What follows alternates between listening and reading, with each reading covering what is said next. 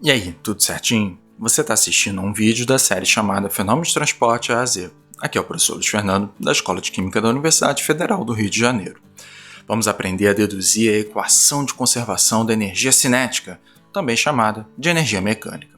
Seja muito bem-vindo, não se esqueça de curtir e compartilhar o vídeo. A energia cinética está associada aos efeitos macroscópicos no movimento do corpo material e tem uma relação direta com as forças envolvidas no processo através da taxa de trabalho realizado. A dedução da equação de conservação de energia mecânica pode partir tanto da equação da energia total quanto da conservação de quantidade de movimento. Caso a dedução parta da energia total, deve-se estruturar o equacionamento para considerar apenas a energia cinética e já se assume que não vai existir qualquer variação de energia interna e que a taxa de calor adicionado é nula. Dessa maneira, o equacionamento é bem trivial, é um procedimento direto. Contudo, é possível e bem mais interessante deduzir a equação da energia mecânica a partir da quantidade de movimento. Na verdade, usando a quantidade de movimento, já na sua concepção, desconsideramos os efeitos de energia interna e de calor adicionado. Além disso, a interpretação física dos termos de trabalho ficam mais fáceis de demonstrar. Partindo da dedução da energia total, algumas manipulações ainda iam ser necessárias. Mas e como fazemos essa dedução usando a conservação de quantidade de movimento? Vamos aplicar o produto escalar da velocidade na equação inteira. E é só isso. Mas vamos entender melhor a matemática de como a energia cinética surge aí. Considere a regra da derivada do produto escalar da velocidade com ela mesma. Abrindo a derivada em duas partes, chegamos que a derivada de v escalar v é igual a 2 vezes v escalar dv. Reescrevendo, v escalar dv é igual a meio da derivada de v escalar v. Como sabemos já de aulas passadas que v escalar v é a magnitude da velocidade ao quadrado, chegamos à prova que v escalar da derivada de v é igual à derivada da energia cinética. Agora, olha de novo para a equação da quantidade de movimento.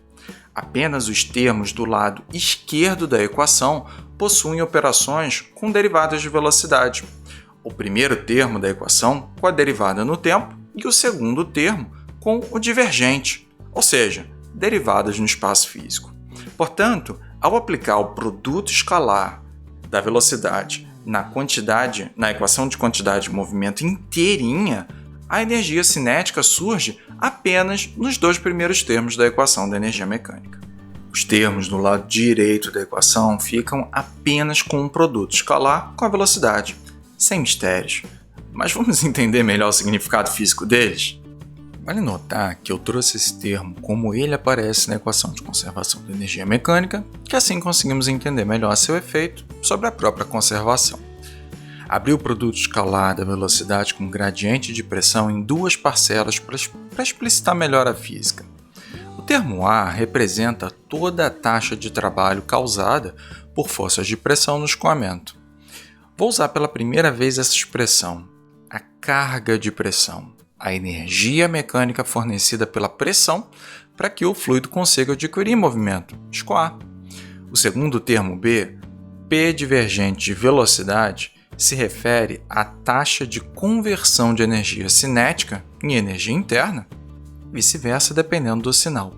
Afinal, esse é um termo reversível. Vamos explorar um pouco mais esse cara. Aqui vemos a pressão multiplicada pelo divergente da velocidade. De fato, o divergente da velocidade está diretamente associado aos efeitos de expansão ou compressão do fluido. Vamos voltar à equação da continuidade para entender melhor esse efeito de compressibilidade e o significado físico para a equação da energia. Para um fluido dito incompressível, aquele que não sofre nenhum efeito da compressibilidade, a massa específica é constante. Sendo assim, a derivada de ρ no tempo é nula. ρ pode sair do divergente e, portanto, div de v é igual a zero. Essa é a restrição para um fluido incompressível. Contudo, para fluidos compressíveis, essa regra não vale. o divergente da velocidade não é nulo. Para fluidos compressíveis sujeitos a processos de compressão ou expansão, existe um valor não nulo para o divergente da velocidade que entra ali no termo B da equação da energia mecânica. É possível verificar que para fluidos em expansão, o divergente da velocidade assume um valor maior que zero. Para gases em compressão, o divergente de velocidade assume valores menores que zero. Olhe os dois gráficos ao lado. Note que para obter as figuras, só foi usado o conceito matemático do divergente de um vetor. O primeiro gráfico se refere a um campo vetorial em expansão, e o cálculo do valor do divergente é positivo. Na figura seguinte, o divergente tem um valor negativo, considerando a contração do campo vetorial. Como isso afeta a conversão de energia cinética em energia interna? Precisamos olhar para o termo B na taxa de trabalho por pressão. Caso o fluido se expanda durante o escoamento, o divergente da velocidade é positivo e o termo B permanece positivo. Como as moléculas do fluido ficam mais distantes na expansão, a energia interna diminui, sendo convertida, portanto, para energia mecânica. Nessa situação, o fluido deve acelerar. É fácil imaginar essa situação. Comprima bastante um gás até uma pressão bem alta. A interação molecular vai ficar alta, não é mesmo? Agora, libera o gás, permitindo a expansão livre. Para atingir o equilíbrio, o gás vai se expandir com uma alta velocidade, não é mesmo? Isso é a conversão de energia interna quando o gás estava comprimido e ele se converte em energia mecânica quando liberado e sofre expansão. O caso contrário, um fluido em compressão durante o escoamento fornece um divergente de velocidade negativo e, como consequência, o termo B se torna negativo. Seguindo o mesmo princípio, a energia mecânica do fluido se converte em energia interna. Afinal, com a compressão, a interação molecular aumenta e, com menos espaço para escoar, o fluido desacelera. Note que a compressibilidade do fluido está diretamente atrelada a efeitos microscópicos. Dependendo da pressão aplicada, o fluido tem dado grau de compressibilidade. Quanto maior a pressão, maior vai ser a interação entre as moléculas do fluido e sua energia interna. Esse efeito está caracterizado na pressão multiplicada pelo divergente da velocidade. Note ainda que esse é um processo reversível e depende se ocorre expansão ou compressão do fluido. Em outras palavras, o termo na equação de conservação pode ser positivo ou negativo. Mas com isso, é possível montar um sistema industrial de compressão seguida de expansão e, se necessário, repetir esse processo. Essa é uma das possíveis formas de brincar com o balanço de energia, priorizando, em dado momento, a energia interna ou a mecânica no processo. Será que é preciso mais energia interna ou mais energia mecânica em dado momento do processo? Isso daí fica a cargo do freguês. Deu um nó na cabeça? Revisa o material, reveja essa parte do vídeo, escreva a equação no papel e olha com cuidado. Qualquer coisa, deixa sua pergunta nos comentários. Agora, vamos dar mais um nó na cabeça ao olhar o termo de trabalho associado ao tensor-tensão. Seguindo o mesmo princípio, abri o termo da equação em duas parcelas. A matemática aqui é um pouco mais complicada e no termo D da equação surge um produto escalar duplo da tensão viscosa com gradiente de velocidade. Bem, o termo C representa o termo de trabalho causado por forças viscosas, enquanto que no segundo termo, o termo D, é a taxa de conversão de energia cinética em energia interna. Esse termo D é chamado de dissipação viscosa, pois tem na sua formulação o tensor-tensão, associado aos efeitos de atrito, efeitos viscosos, e o gradiente de velocidade.